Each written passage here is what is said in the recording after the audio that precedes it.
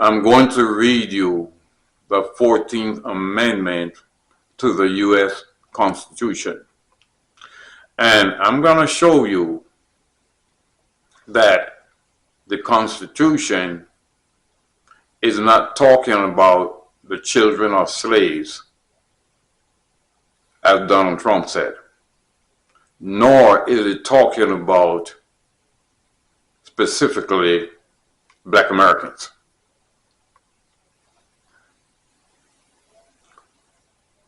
Section 1. All persons born or naturalized in the United States and subject to the jurisdiction thereof are citizens of the United States and of the state wherein they reside. Now, notice the qualifiers. Whenever you see a qualifier written in any law, that means that the law isn't talking to everybody.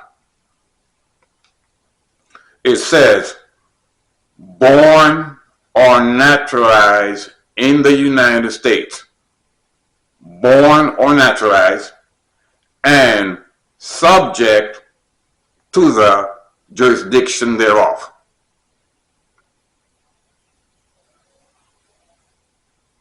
That's the qualifier. Born or naturalized in the United States and subject to the jurisdiction thereof. That means it's not talking to everybody.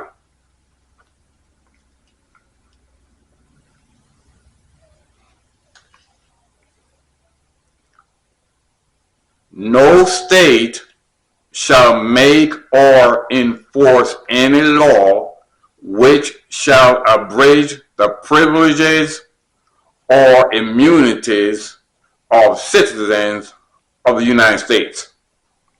No state shall make or enforce any law which shall abridge the privileges or immunities of citizens of the United States.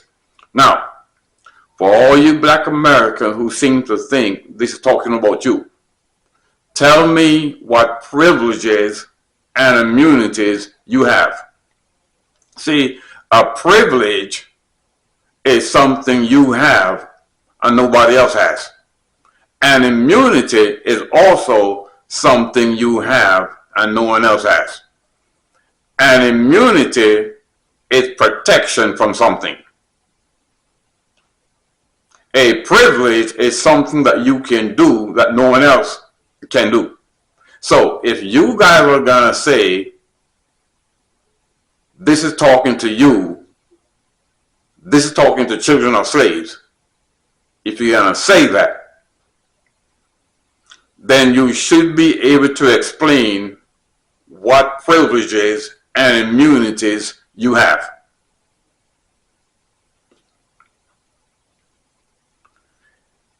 That statement right there was a red flag to me, that not only is this not talking about you, it's got nothing to do with you.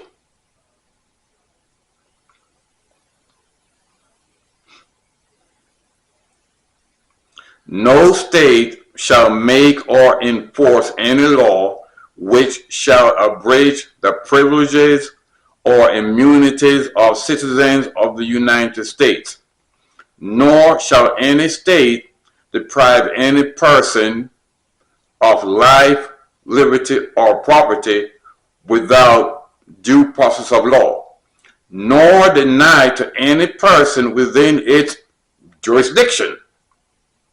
There goes the word jurisdiction again, the qualifier. Nor deny to any person within its jurisdiction the equal protection of the laws. Section 2.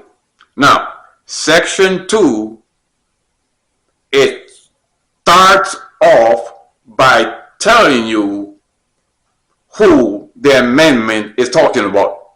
The first word. Section 2. Representatives shall be apportioned among the several states according to their respective numbers. Representatives. That's who the persons are that have the immunities and the privileges.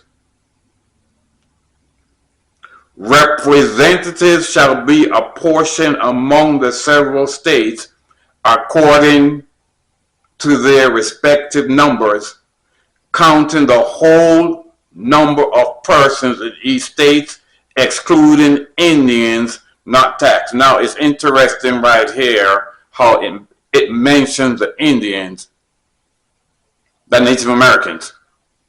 It mentions them, but it's not really talking to them. It mentions them. Now, I'm going to keep reading, and I'm going to show you who else is talking to.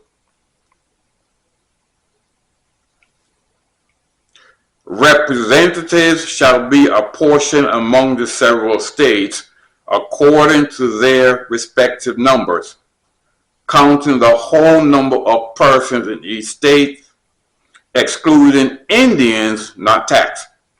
But when the right to vote at any election for the choice of electors for President and Vice President of the United States, but when the right to vote at any election for the choice of electors for President, that's another one of the persons it's talking about. The President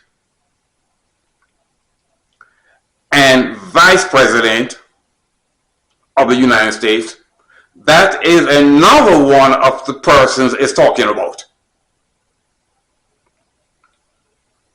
Representatives in Congress, that is another group of people it's talking about. The executive and judicial officers of a state. Go back to section 1. These are the people with the privileges and the immunities.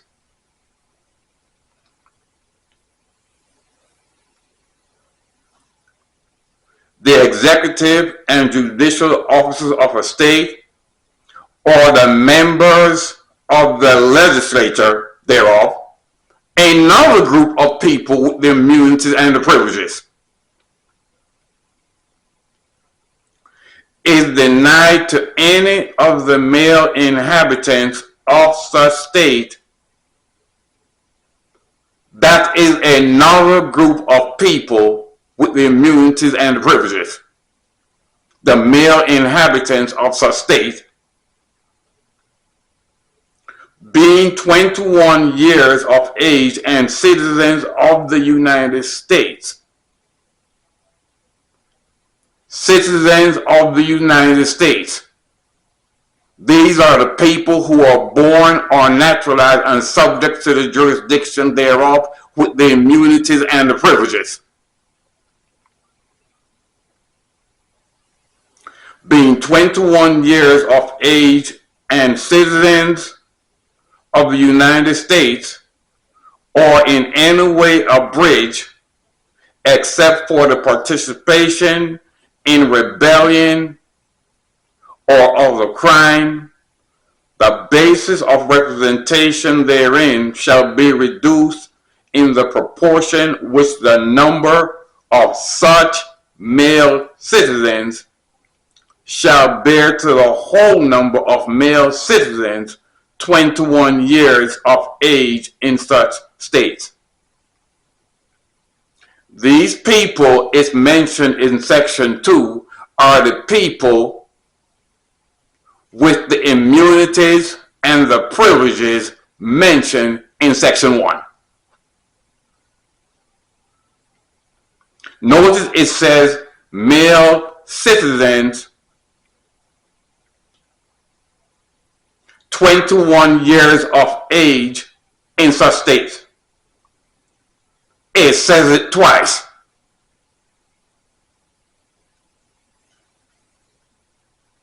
This is talking about the people in government and the people who is responsible for voting them in. These are the people with the privileges and immunities mentioned in Section 1. Section 3. No person shall be a senator or representative. Section 3 is telling you again who the amendment is talking to. No person shall be a senator or representative in Congress or elector or president and vice president. So you see, senator, representative in Congress, and you see elector of president and vice president. Another group of people. These are the people with the immunities and the privileges in Section 1. No person shall be a senator or representative in Congress or elector of president and vice president or hold any office, civil or military, under the United States, subject to the jurisdiction again, under the United States, or under any state who, having previously taken an oath as a member of Congress,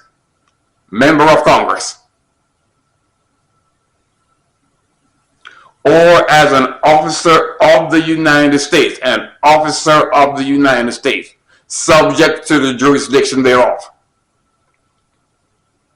or as a member of any state legislature, or as an executive or judicial officer of any state to support the Constitution of the United States, shall have engaged in insurrection or rebellion against the same, or given aid or comfort to the enemies thereof. But Congress may by a vote of 2/3 of each house remove such disability. Now, Section 4, right? Section 4 mentions you going towards the end of it. And I'm going to read it to you, and I'm going to show you. I'm going to read it to you, and I'm going to show you where Section 4 mentions you. The validity of the public debt of the United States authorized by law, including debt incurred for payment of pensions and bounties for services in suppressing insurrection or rebellion, shall not be questioned. In other words, they will pay for anything that helps the United States. They will pay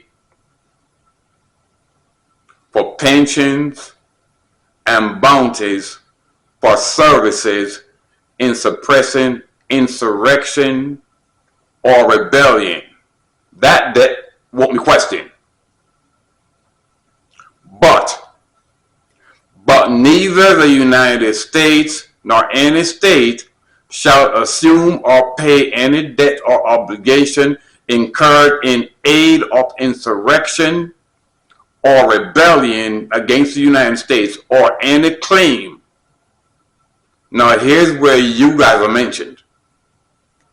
Or any claim for the loss or emancipation of any slave. But all such debts, obligations, and claims shall be held illegal and void.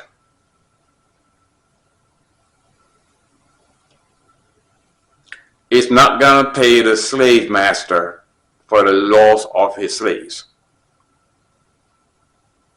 Notice it says, or any claim for the loss or emancipation of any slave. But all such debts, obligation, and claims shall be held illegal and void. If you want to know why your reparations argument is useless, this gives you a clue right here. Why it's useless. Section 5. The Congress shall have power to enforce by appropriate legislation the provisions of this article. Now I showed you who he's talking to and what he's saying about them. He's not talking to you, not talking to children of slaves, and Donald Trump lied to you when he told you that. It's strictly talking about government business and the people in it. That's it.